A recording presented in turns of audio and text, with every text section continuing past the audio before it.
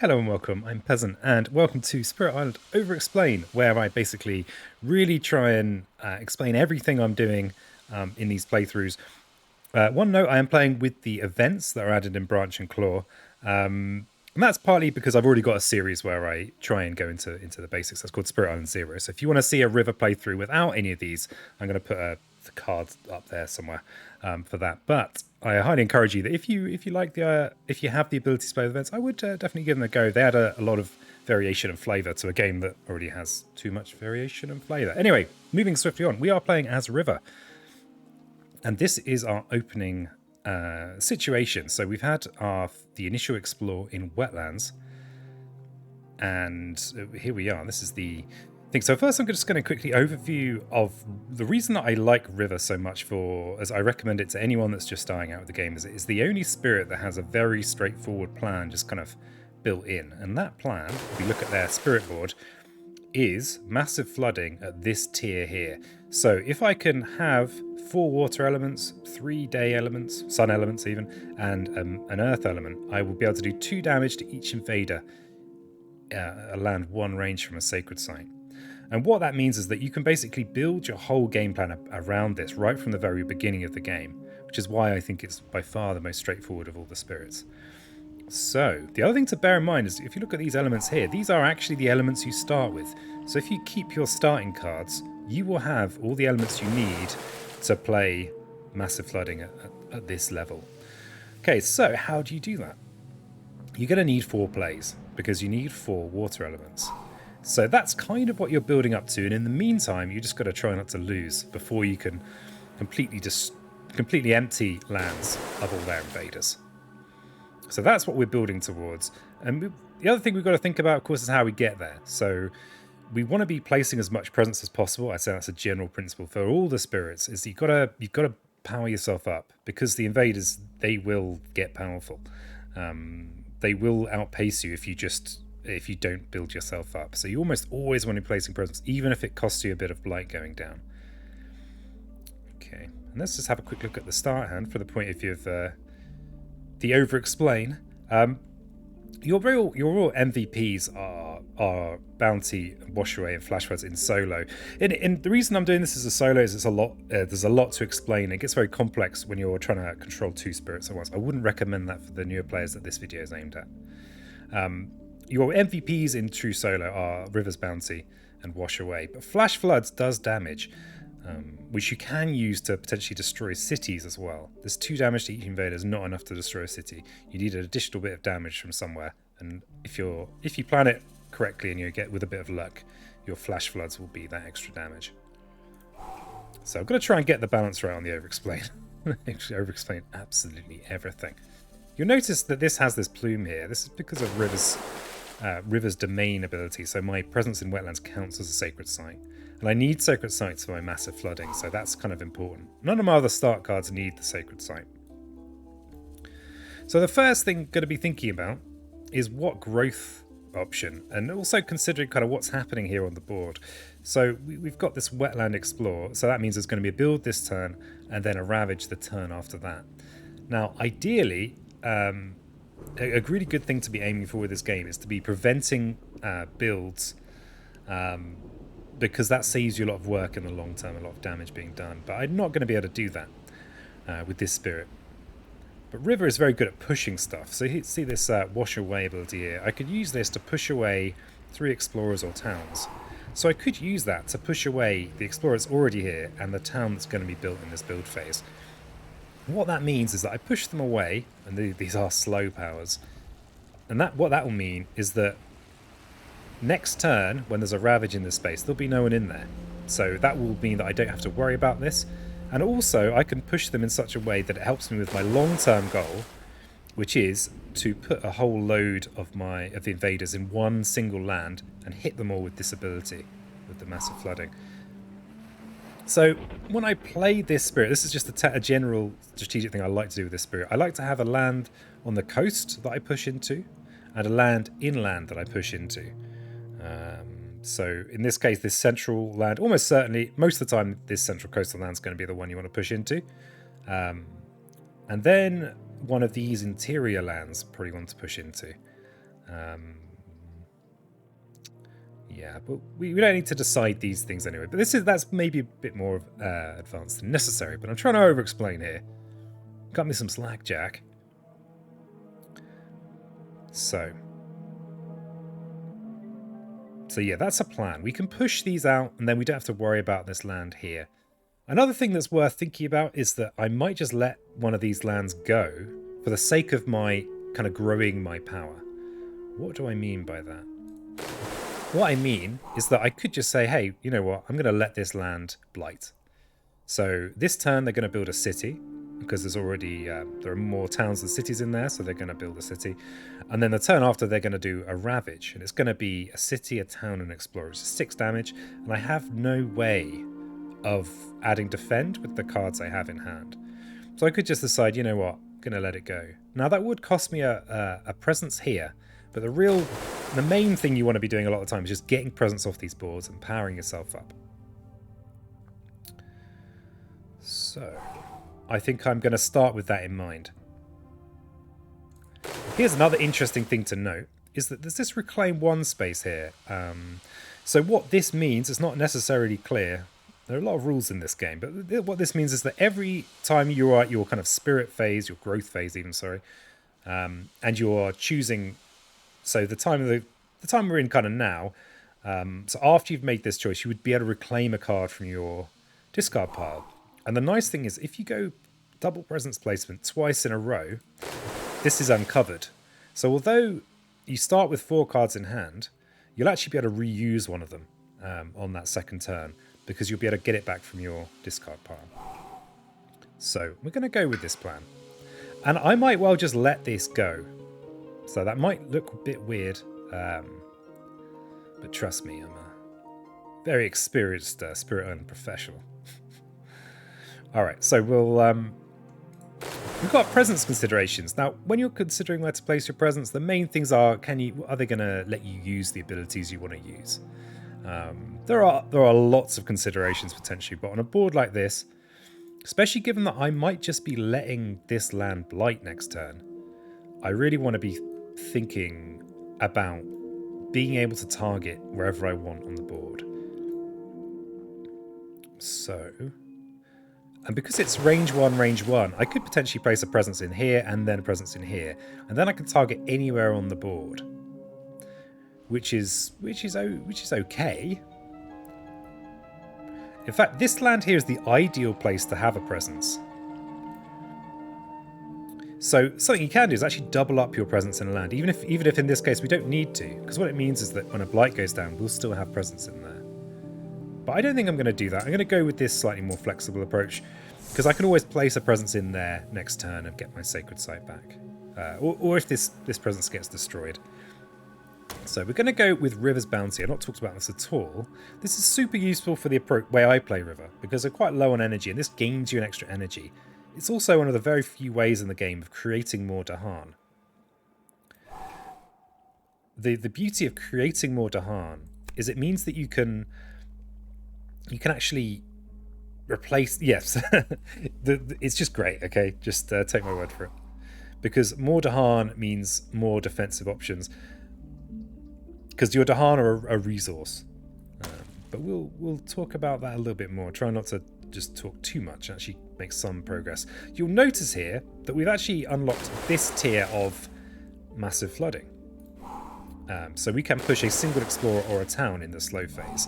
This is great because when we get an explorer, we don't know what it is at this point, but as long as it's adjacent to a sacred site, we'd be able to potentially prevent a build. That's pretty worthwhile. So yeah, we'll go with this.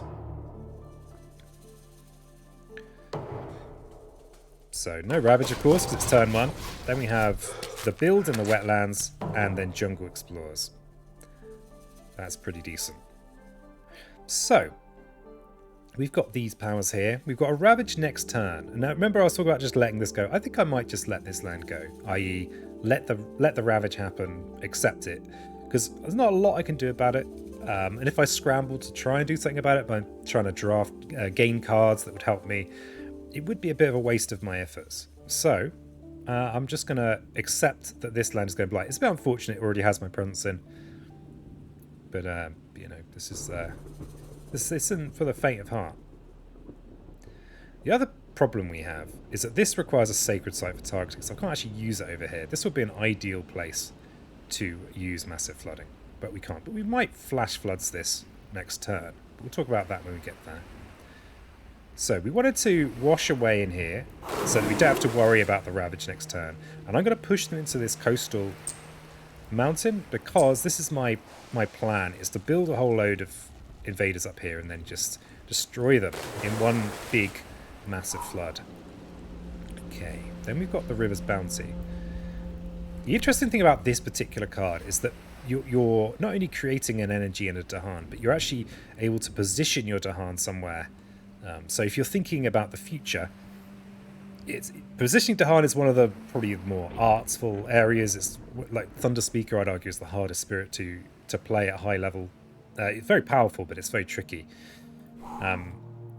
So knowing where to position your Dahan can be a bit of a struggle. But in this case, there's a build that's going to come in here, and the Dahan could help me with an event, or they could help me with a fear card. So I'm actually going to bring them in here. I don't want to bring them into this land because there's going to be a big ravage here and they're just going to die needlessly. Not up for that. So I'm going to drag them in from here. And then there's another question. Well, do I want to drag them from the coast? Do I want to drag them from here or from here? I like to generally try and centralize my Dahan. But it's quite a vague strategic principle. In some cases, you don't want lone Dahan. But I'm going to go with centralizing them. So I'm going to bring these two in from the coast. And then we've got the massive flooding. So we can prevent this build altogether by pushing this explorer into here. So we're in the slow phase now. So we can push this one, and we could push them in here. And that's making me think this is going to be our land, our inland land that we destroy everything in. So I'm going to do that, because I've decided that I'm giving up on this land anyway. So now we're at time passes. That's the end of this turn, and we're back round to the spirit phase. Okay, there's a ravage here, but that's fine. We're going to lose a presence, and a blight's going to go down. But we do have 3 blight to play with, so we're okay. We're not. We are fine. So what I'm going to do, I'm going to push down this track here and get to this reclaim 1. And what I'm thinking about now is, where do I want to place my presence so that I've got sacred site access to the entire map? This ability here is very powerful, and we want to be able to target wherever we want with it. So in order to do that, if I place a presence here, now I've got a sacred site that can target all of these areas, including itself. And then if I place a presence here, I'm going to have a sacred site access to this even after the ravage that I've decided that I've let go. You know, I'm letting that happen. So we've now got the reclaim 1 from the thing we uncovered. I'm going to reclaim River's Bounty. And just to be clear on that, this reclaim 1 is every single turn. Once you've uncovered it, you get to do that every turn. So now I can play all 3 of these cards. I've even got the tier 2 of Massive Flooding. And I've basically played an opening. There are openings in Spirit Island, a bit like chess. And there are some spirits kind of have only one optimal way to play, but depending on what difficulty you're on it, don't worry too much about this. But this is the opening I favour with this spirit, but it's not necessarily going to be the right every single time. Okay, so we're playing all of these. There's a ravage this turn. It's going to place a blight. We still have a sacred site though because of the River's Domain ability. There'll be a build here, except there's no one there because we pushed them out last turn, and there's going to be a build here. Now, I am actually going to use Flash Floods to prevent that build. This is a super crucial, crucial. It's a very useful trick because preventing a build prevents a ravage, prevents everything. So, because this is a fast power, I can do it before this build, and then there won't be anyone in there, so there will be no build. Okay, so we're going to finish playing those cards. I've not even talked about Boon of Vigor because most of the time it doesn't matter. Certainly in solo, it's just going to give me an energy. Sometimes the elements matter. If you target another spirit, they gain an energy per power card they play this turn. So this is very powerful in multi-spirit potentially, especially for if you're paired with a spirit like lightning, for example.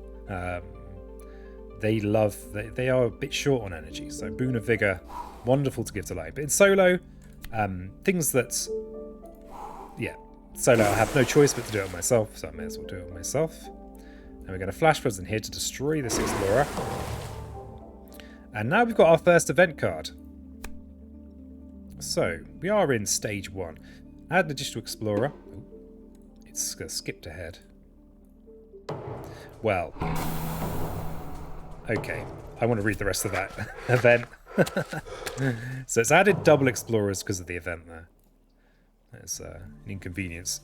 Let's have a look. Okay, so no ravage with disease or strife, and then pushing to a land without cities.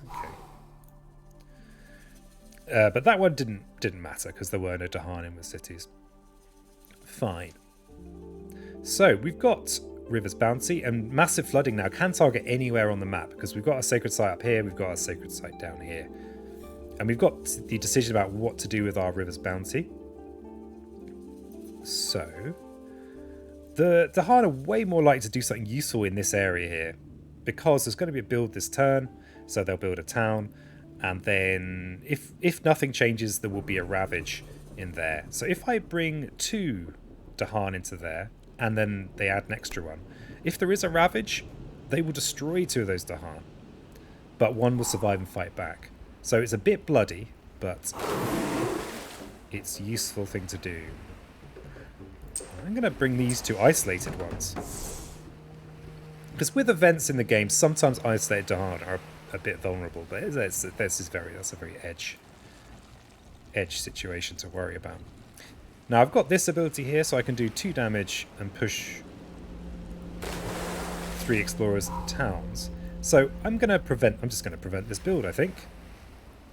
So just by destroying those explorers. So it's looking reasonable. Now, okay, this is where I hope you're ready for your mind to be completely busted apart. We've got no power cards. What do? Well, we are going to get to reclaim one. So it often feels very natural to reclaim when you have no power cards. It's not always the right thing to do. I mean, it's often a good thing to do if you have no cards. Don't get me wrong. But in this case, we've got 2 Ravagers that don't really matter. We've got a singular build. We actually are in a good position to not reclaim this turn and to keep bracing presence. Now, why do you want to do that? Because these tracks here, this is your power, right? This is how you become powerful enough to destroy the invaders. It's not really necessarily by having a load of cards in your hand. So that's what I'm going to do. Now the choice is, do I go with gaining a power card and getting up to 4 plays? Now remember earlier on I was saying about you need 4 plays. There are shenanigans with multiple spirits, but in this case, if you need 4 plays to use massive flooding. So that's a definite. Then the choice is, do I go for 5 plays? It's probably too many because I haven't really gained any cards. Or the extra energy. Well, the extra energy is probably going to be more useful. However, if I go for this, it means I've got a much better turn this turn, which means I could do even more to press my advantage. For example, if I could gain a card, that would mean I could do something about these explorers. I could maybe even prevent a build and be even further ahead. We've got to bear in mind that these guys are... There's all these Dahan in here.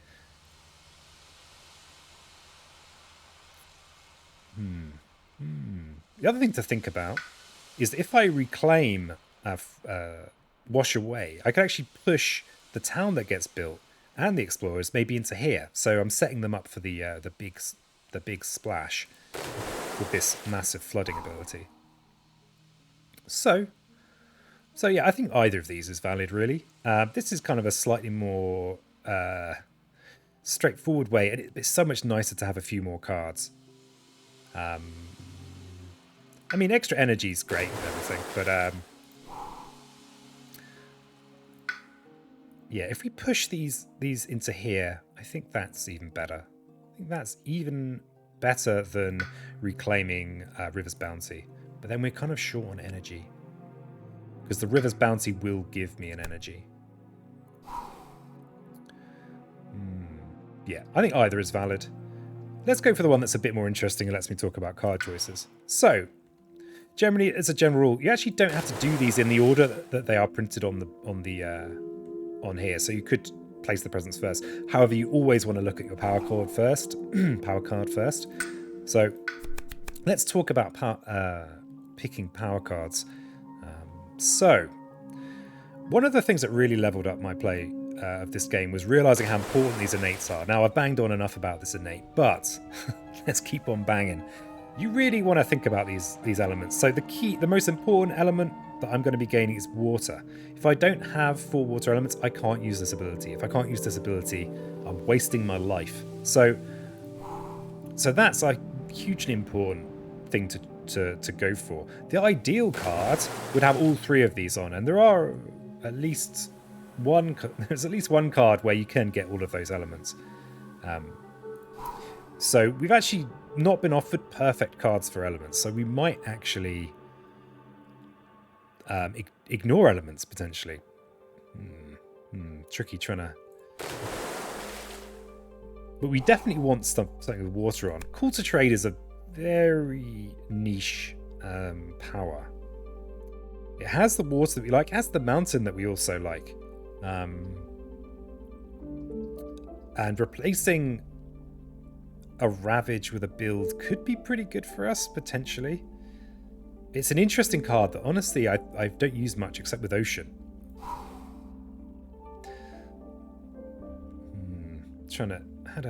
This one is a very straightforwardly nice card for us, because we are moving Dahan around all the time. This actually we can use to push our Dahan around. It has the water on. But the key thing is, unless we're up to 5 plays, these cards that don't have water on are just not up to the task. So I'm going to go Call to Tend, mainly by process of elimination here. So generally, you want to be thinking the long term of your spirit, but sometimes you'll get a choice of minor powers, and one of them will just sort you out, and will be definitely worth playing, even if it's just a one-off. But this is not that situation. So I'm going to take Call to Tend as a process of elimination. And we definitely want this fourth play, because that's where our real power comes from. So where do we want to put this presence? It's at range 2, so we can put it anywhere we like. And it's really about the range on your powers. So probably the thing that matters most is maybe where we might want to move Dahan with River's Bounty. In the future, so it's pretty vague, let's be honest. Yeah, I think we're actually in a funny situation where it doesn't matter, so I think I'm going to place it in here. Though, no, let's think about where we might end up wanting to drag Dahan. No, I'm going to put it here because this is a safer spot. You don't necessarily want to throw your presence away, because if you lose all your presence, it is a lost condition. Okay, I've realised that I've not covered something important. In order to use tier 3 of this innate, I need to basically play all my starting cards. And this is not good enough. It doesn't have the right elements to work as part of that combo, because it either needs to have mountain and water, or water and sup to satisfy this. So we need to play all of our starting cards, which is a cost of 1 for Wash Away and 2 for Flash Floods. The other 2 are free. So I need 3 energy in order to actually play my combo. That means I get to destroy everything. So I'm actually going to be forced not to play this so that I have the energy next turn to do so. So yeah, very inactive turn. Okay, are we at stage 2? We are in stage 2. Perform a build step for 1 terrain not shown under any invader action. Okay. So yeah, very little happening. Okay, so we are now choosing a build. So we've got an option here where there's nothing in there. They're not going to build in there. So it feels pretty cheesy. But it is what it is. And what the hell happened there? Didn't event... didn't event just get rid of... looks like a beast destroyed that town that was in here. Well, something happened. Here's the Overexplained. Don't know what's going on here. Because that was... we thought that was going to be a problem. Never mind. We can wash away, though. So I can just prevent that build from happening. And now we're back to the start. So now I can reclaim. And the crucial thing is I have the 4 actions. So let's reclaim. And I've just realised I made a slight mistake there. I would have gained in energy. So I could have played Call to 10 last turn. A slight inaccuracy. Oh, there's bound to be inaccuracies. So what do I go for? Well, I'm going to go for a minor. So a lot of the time with a lot of spirits, you want to be going for... You don't want to forget to go for a major. But in this case, you've kind of got a major power built in. So a minor is kind of what we want. Because the trouble now that we have is we have 5 cards, one of which is not really ideal for trigger RN8. So we're not going to be able to trigger it every single turn. So kind of that's a key consideration. And then there's just what is useful in the moment. So element-wise, water is crucial and sun is crucial. So elusive ambushes is good for us because it has the sun, it has the water. It's also a defend card. Now, defend cards are wonderful, especially as we have the ability to move Dahan around, albeit quite slowly with River's Bounty. So we could pick elusive ambushes largely for its ability to trigger RN8, having both sun and water, but also with a view to defending somewhere and having a big counterattack with a load of Dahan that we bring over there.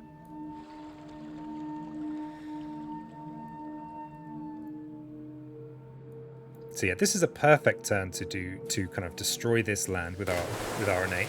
Because what we'll do is we'll flash floods to do a damage to the city in the fast phase. Then hopefully things won't go too awry in the event phase, and then we'll be able to clear this land in the slow phase. So I think elusive ambushes I think is going to be the pick because of these elements and its potential for us. Let's have a look at the others. Blight removal is a very powerful effect. So a lot of blight removal cards are restricted to terrain types. So generally you kind of want to look at those. So we've got a singular blight in a jungle. I think I'm going to skip that. Again, the elements are so crucial that they really, if I was just playing this on my own, I wouldn't even consider these probably. But let's have a quick look. So this does have the crucial water, and fear is wonderful, and it's cheap too, which we like. Yeah, this is good, but the ability to possibly play RN8 multiple turns in a row trumps any of these. Fire in the Sky is fast fear, which is particularly great because it means that you could potentially earn a fear card.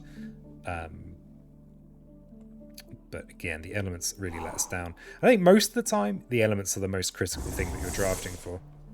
Okay, so because this has sun and water, we can actually substitute this in for River's Bounty or Boon of Vigor or something like that. Not that we're going to want to. Not just yet. So, we play our start cards. This is our only mountain card as well. And we now have tier 3 of RN8. So we're almost certainly going to target it here, but who knows? Maybe an event will change that. So you notice I could switch in elusive ambushes. I've actually got no wish to do that, because it's not going to really do anything for us here. Okay, so we're into the fast phase. So I'm going to use the flash floods in here to do a pip of damage to the city. So now that's on 2 health. Boon of Vigor, of course, on myself. And we've got our event. Let's see what we get. On a coastal land on each board, move a town, 1 or 2 lands inland. So we could move it. Move a town, 1 or 2 lands inland. So we could move a town from here to here. Oh, actually, that is a mistake, right? So this is interesting. If I move that town in there, yes, I would be able to destroy it with massive flooding. But what it would mean is that the build here, instead of building a town, they'd actually be building a city. So I'm not going to do that. Now, why is this so nice? Because clearing this land means that because of the way that explorers explore, if there are no buildings inland, they won't explore inland. So that's definitely something to try and work towards, is clearing the interior. So I'm actually not going to move a town there, and I'm going to go for a different approach, which is to just put it somewhere where I can then use wash away to push it into here. So I'm going to push it into there. Okay, then we've got more invaders surge inland. So 2 damage to invaders and 2 damage to Dahan. So yeah, we don't have any chip damage here. So I'm just going to remove the explorer and do a damage to the city. And we have the sand ravage. And wetland builds, and then explore, which is in the sand. It's okay. And we're into the slow phase. So massive flooding is our big, that's our big hit. And we've got this town here, so we can push this town into here and destroy it. And we've got River's Bounty, so we can maybe bring these Dahan into the action a bit more. Yeah, I think that's probably what I'm going to do. So we can wash them into there. Massive flooding into there. Clearing that land. And then we can River's Bounty to... We could just breed Dahan in here. I mean, it's a bit unnecessary.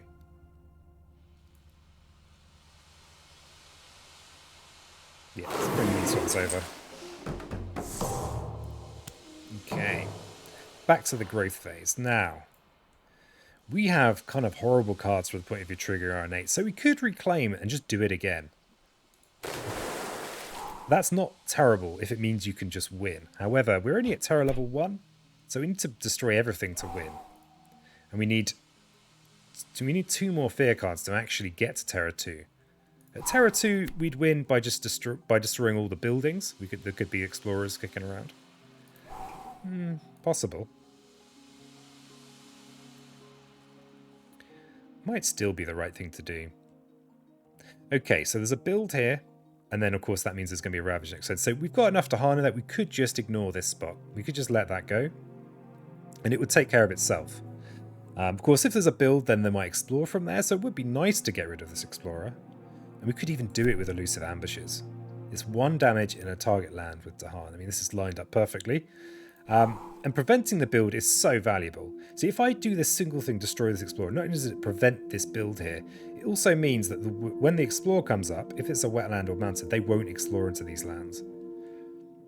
So that feels pretty damn good. So I think we're going to have what I'd call a quiet turn, where we build ourselves up a little bit more. Because we've got a great use for this. Call to Tend, we can remove, say, this Blight, or we can position our Dahan.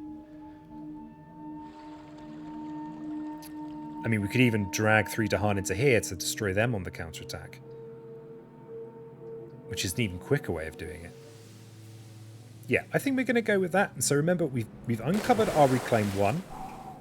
So we might even get lucky if we tried to gain a power card. We might even be able to trigger our innate this turn. Not that there's any point, because we've cleared out so many of the invaders. But I think I'm going to go with it again, because looking at minor powers I think is useful to know how it works. So I'm going to go with this, and again you look at the powers first, because it's going to influence where you place your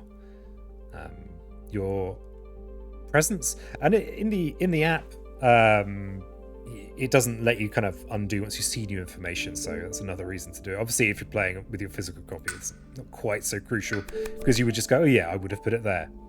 Alright, we've been offered certainly been offered some cards here. This is kind of a broken card. It's kind of a broken card, so it's often the card you pick, even if everything else doesn't line up. Let's have a quick look. So remember, we like water, because that is how we're going to get our threshold here. And 3 of these have water, but this is 2 damage. This is, this could be what we need to finish off. But I'm going to go with this, with something more straightforward. It's tricky with this game. I have to kind of think and talk at the same time. So yeah, we're definitely going to... Elusive ambushes there is just wonderful. We've got sap the strength of multitudes as well. So we could think about just having this as the future defend card. So with defend cards, they are incredibly valuable for a lot of spirits. Not for every spirit, but if you have any ability to move your Dahan, then this can be a very, very efficient way of doing damage. For example, I have Call to Tend, I have River's Bounty, so I can move Dahan around pretty well. So this is a very strong card. It's also 0 cost. My energy is pretty tight. Because I've not really gone down the energy track at all. So that's pretty strong. Again, we've got it's a blight removal card. These are pretty great if you have massive stacked up lands of blight underneath them. We don't have that problem. But this is also useful damage. And this works particularly well with this, with massive flooding at tier 3, because even if cities are built that turn, it means you can actually finish them off. Because this is slow phase rather than fast phase, which can be awkward. It means that if the building is built, if the city is built in the invader phase, it won't have damage on it from flash floods. So you could make an argument for any of these, really. I mean, this is just a broken card. The reason it's broken, let's talk about that a little bit, is that means you can use it to place extra presence. The rest of the stuff is merely extra. It's added.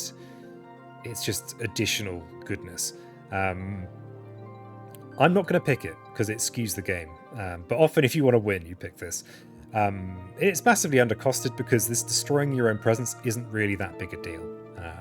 But that's that. So we're not going to pick that. It's probably, if you were desperate for the win, you'd almost certainly want to pick that. So we're going to go with Sap the Strength of Multitudes.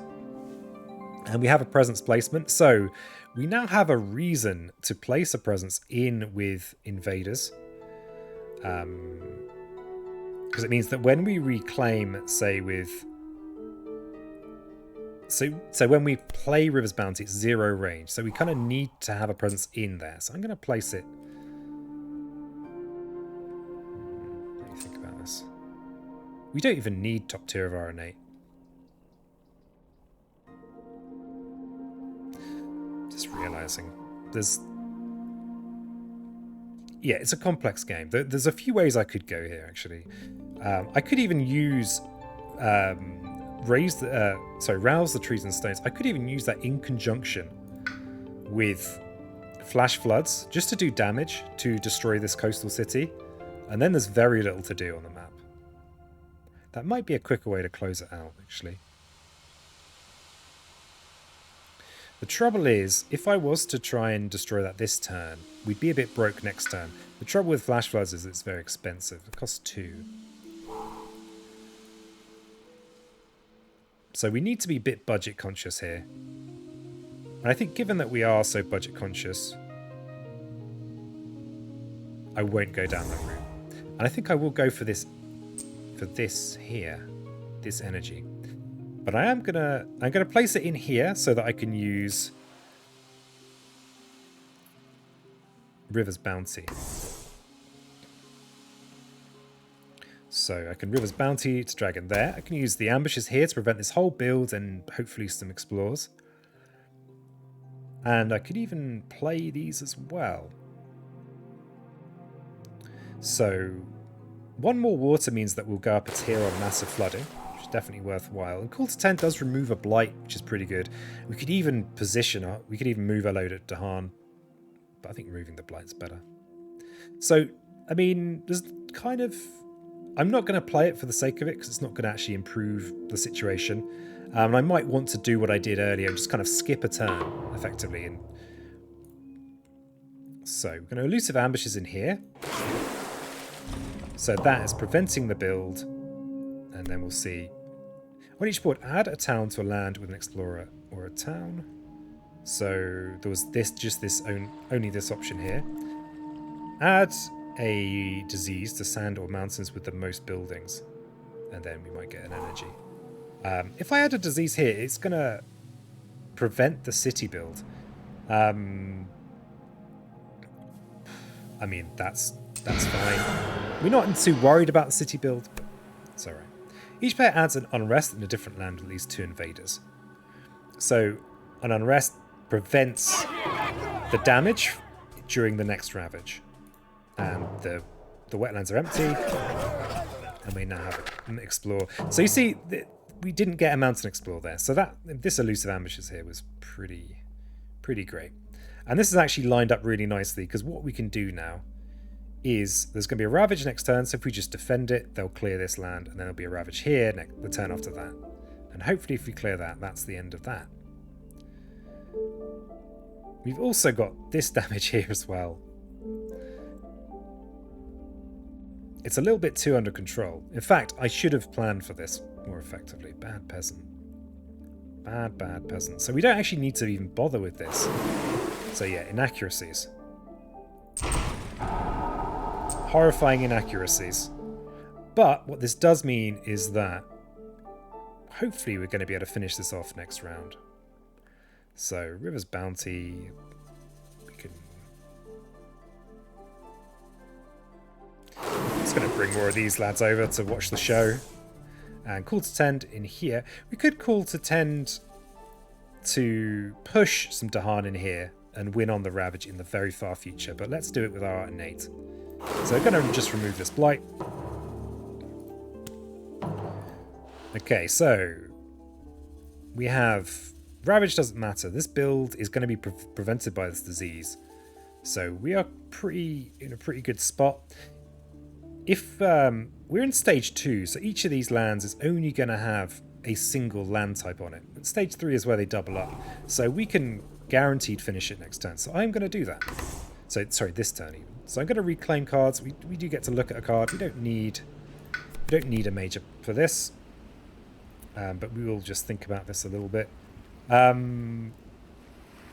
We've only got 4 plays, so we actually don't have much luxury for just picking whatever we want here, really.